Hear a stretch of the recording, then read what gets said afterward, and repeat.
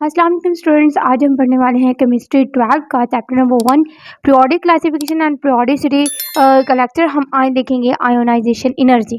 ठीक है, आज हम इसको जो है वो डिस्कस करने वाले हैं। आयोनाइजेशन एनर्जी क्या है, इसकी डेफिनेशन क्या है, इसकी एग्जांपल्स क्या हैं और जो है फर्स्ट आयोनाइजेशन एनर्जी क्या होती है, second ionization energy and it's factors and what's trend in period and group में वेरिएशंस देखेंगे और जो है पीरियड में वेरिएशंस देखेंगे। ठीक है स्टूडेंट्स, तो जो है हमने आयोनाइजेशन एनर्जी की जो है देखनी है डेफिनेशन। सबसे पहले कि आयोनाइजेशन एनर्जी की डेफिनेशन क्या है। ठीक है स्टूडेंट्स, तो आयोनाइज मीन क्या है कि हमने किसी भी एटम है, मॉलिक्यूल एलिमेंट है, उसको हमने उसमें से कुछ इलेक्ट्रॉन निकालने हैं। ठीक है, उसको रिमूव करवाना है by applying energy. So it's called ionization energy in simple words. ठीक है, क्या है कि कोई एनर्जी हमने अप्लाई करनी है किसी एलिमेंट के ऊपर और इसमें से इलेक्ट्रॉन को इजेक्ट करवाना है, इलेक्ट्रॉन को निकालना है, रिमूव करना है। That's energy which is required, that is called ionization energy. ठीक है, अब इसकी डेफिनेशन जो एग्जाम्स में आती है, व्हाट इज आयोनाइजेशन एनर्जी या डेफिनेशन ऑफ आयोनाइजेशन एनर्जी क्या है students. Minimum amount of energy, सबसे मिनिमम कम अमाउंट में जो लगती है एनर्जी रिक्वायर्ड, जो चाहिए होती है हमें टू रिमूव, क्या करने के लिए, निकालने के लिए, the most loosely bound electron, सबसे मोस्ट लूजली यानी बहुत जो लूज इलेक्ट्रॉन है, वैलेंस इलेक्ट्रॉन जिसे कहते हैं। ठीक है, उसको निकालने के लिए फ्रॉम गैसियस एटम, किसी भी एटम गैसियस एटम से निकालने के लिए इलेक्ट्रॉन जो एनर्जी रिक्वायर्ड होती है, उस एनर्जी को हम क्या कहते हैं, आयोनाइजेशन एनर्जी कहते हैं स्टूडेंट्स। अब जो है हम इसकी एग्जांपल्स की तरफ जाते हैं, यानी क्या कौन सी एनर्जी है जो रिक्वायर्ड होती है जी।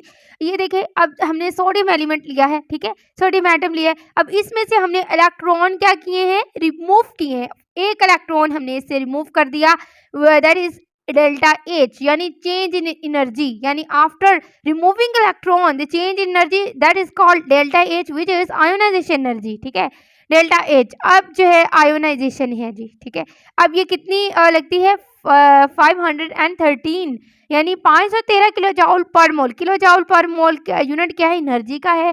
इस वजह से जो हम इसके लिख रहे हैं किलो जाउल पर मोल, मोल के हिसाब से किलो जाउल पर मोल।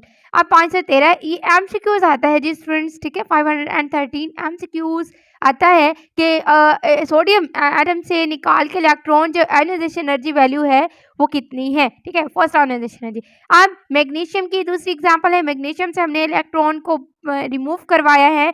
Delta H ionization energy value कितनी है, 738 किलो जाउल पर मोल। हमें इतनी एनर्जी लगी है बाहर वाले outer most loosely bound electron को निकालने के लिए जो एनर्जी रिक्वायर्ड हुई है, that is called ionization energy. ठीक है, अब ये देखिए मैंने एनर्जी अप्लाई की है, ये एनर्जी है। ठीक है, कौन सी एनर्जी है, आयोनाइजेशन एनर्जी है। इसको आयोनाइज करने के लिए हमने ऊपर स्ट्राइक करवाई है विच इज सोडियम 11 एंड आप लोग कॉन्फ़िगरेशन समझ में आई होगी, 1s2 2s2 2p6। अब कितने हो गए, 2 2 4 और 6 10 और 3s1। अब जो है s इलेक्ट्रॉन में, ये s ऑर्बिटल में लाई करता है, इसका outer most electron valence electron. ठीक है, तो जो s ब्लॉक एलिमेंट है, इससे ये भी आप लोगों को पता चल रहा है स्टूडेंट्स। अब सोडियम में से हमने एक ये जो है इलेक्ट्रॉन को निकाला है। ठीक है, रिमूव किए हैं, दैट इज सोडियम 10 एंड जो एनर्जी रिक्वायर्ड हुई है इसको रिमूव करवाने के लिए, that is called ionization energy, यानी ये आयोनाइज हो गया है अब। ठीक है, ionization energy that is called. अब फर्स्ट आयोनाइजेशन एनर्जी और सेकंड आयोनाइजेशन एनर्जी के बारे में आपको पता होना चाहिए, what is first ionization energy and what is second ionization. हमने फर्स्ट आयोनाइजेशन एनर्जी पढ़ ली है, अमाउंट ऑफ एनर्जी रिक्वायर्ड, वो एनर्जी रिक्वायर्ड होती है to remove electron from valence shell, valence shell से निकालने के लिए हमें एनर्जी। अब सेकंड में क्या हम कहेंगे कि after the removal of first electron, पहले इलेक्ट्रॉन निकालने के बाद वाली एनर्जी जो फिर दूसरे इलेक्ट्रॉन को निकालेगी, that is called second ionization energy.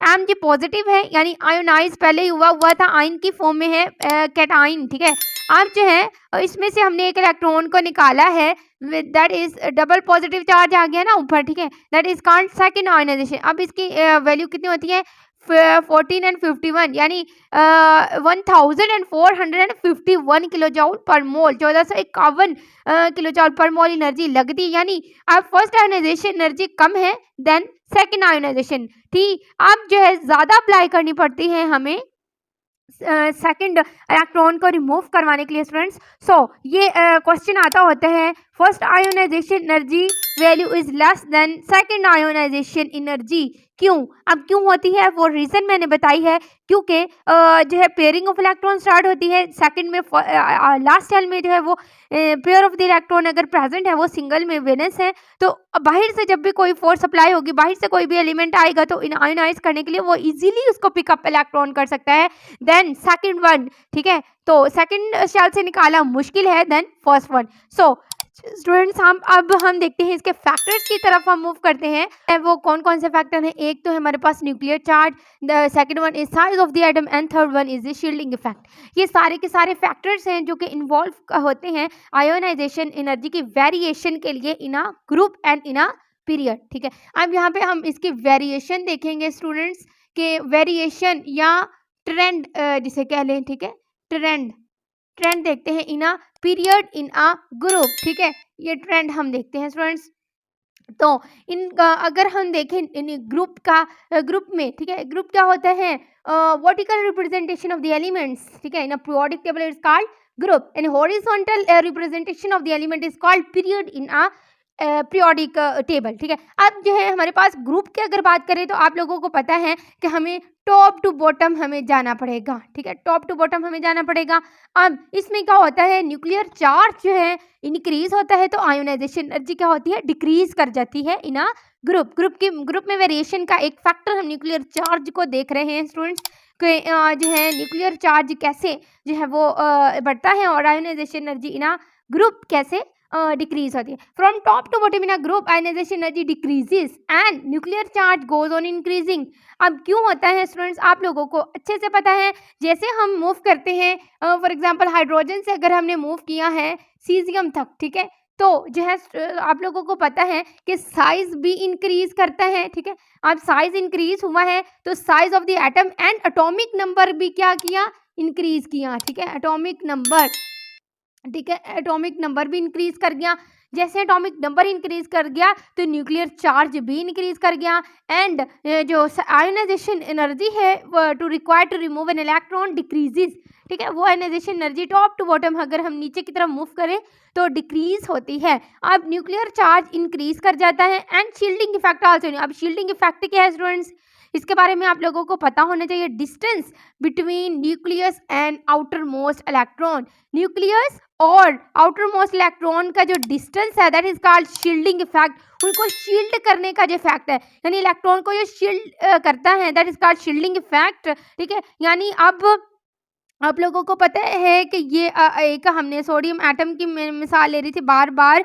ठीक है, तो ये आप लोगों को पता है जैसे ये न्यूक्लियस है। ठीक है, तो जो है आउटर मोस्ट ये ऑर्बिटल है, इसमें जो है ये क्या करेगा, ये शील्ड कर देगा, ये प्रोटेक्ट करेगा शील्डिंग इफेक्ट के। बाहर से कोई भी इलेक्ट्रॉन को अगर रिमूव करवाना है तो शील्डिंग इफेक्ट क्या हो जाता है, इंक्रीज कर जाता है इन अ ग्रुप। ठीक है, जैसे जैसे हम नीचे की तरफ मूव करते हैं तो शील्डिंग इफेक्ट इंक्रीज कर जाता है, न्यूक्लियर चार्ज इंक्रीज हो जाता है एंड आयोनाइजेशन एनर्जी डिक्रीज। ये फैक्टर्स इसको मिलकर आयोनाइजेशन एनर्जी को कम कर देते हैं। Forces of the attraction between nucleus and outer most decreases.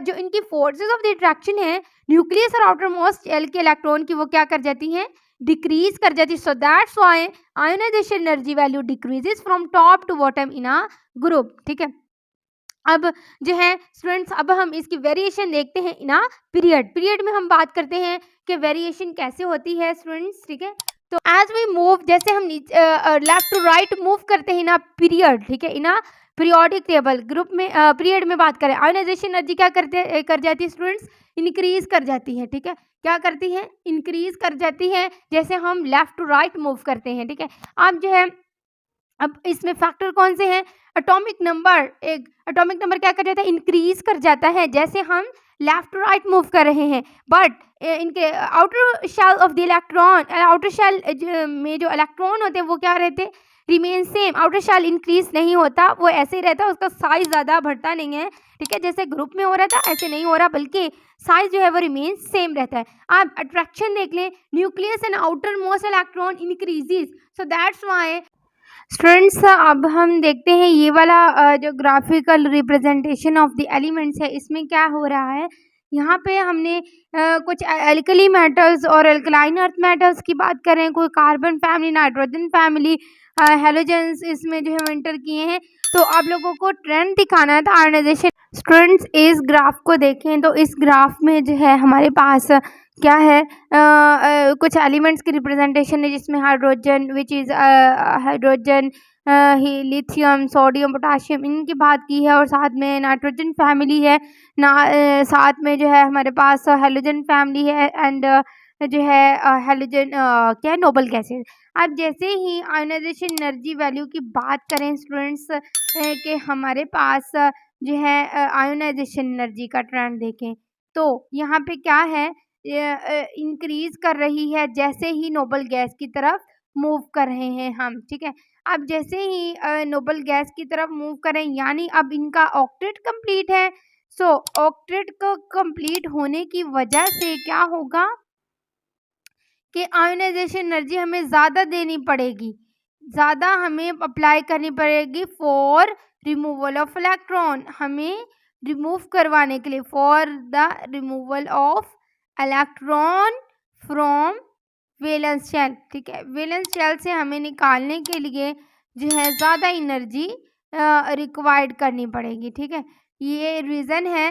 So that's why octet complete होने की वजह से हैलोजन पे आके डिप करेगी आयोनाइजेशन एनर्जी, और इन जैसे एटॉमिक नंबर इंक्रीज कर रहा है आप लोगों को पता है, तो जो है आयोनाइजेशन एनर्जी वैल्यू भी इंक्रीज कर रही है from left to right in a period, ठीक है। पीरियड में जो है वो इंक्रीज होगी, और जो है वो ग्रुप में क्या करेगी, डिक्रीज कर जाएगी।